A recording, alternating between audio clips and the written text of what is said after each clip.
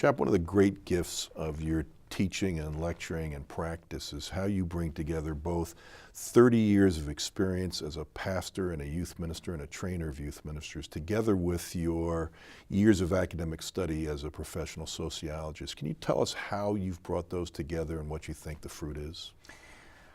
Well, the beginning was more intuitive, that as I served young people and trained others to do that, my idea was to come alongside as to not just bring them to my stuff, but to actually provide some kind of environment where they're going to really be excited about who we are first, and then feel safer to explore who Christ is in the context of the communities that I was a part of.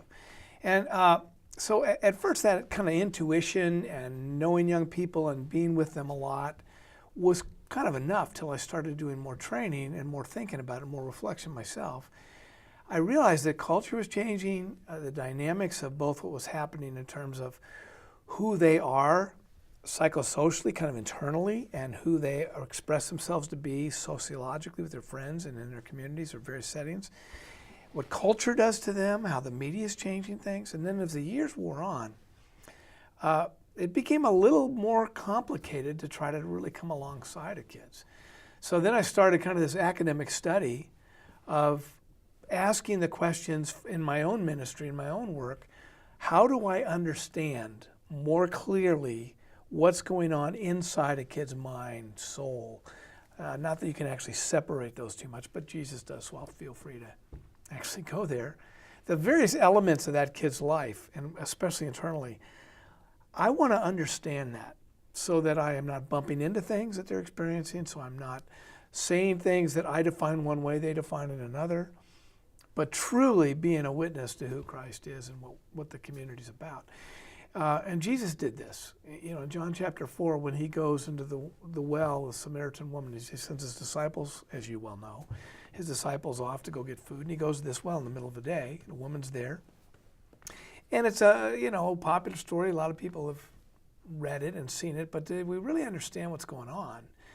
That Jesus made an intentional decision to break both protocol and probably legal requirements by initiating a conversation with a woman alone, and especially this kind of woman.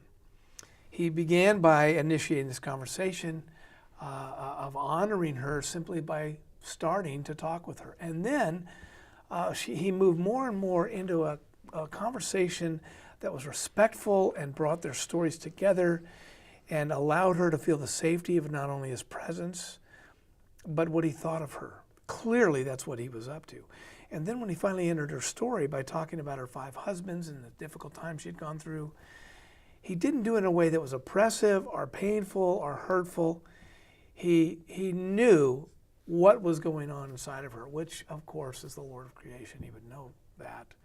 But it's a great lesson for me because every person I meet is a woman at the well. Every adult, every child, every teenager has a story, has a unique version of their own development and cultural experience. And so that's what I've been working on. How do I train youth workers? How do you look in a kid's eye and realize that there's a story there, there's more to it? That's why we bring social science to our work in youth ministry.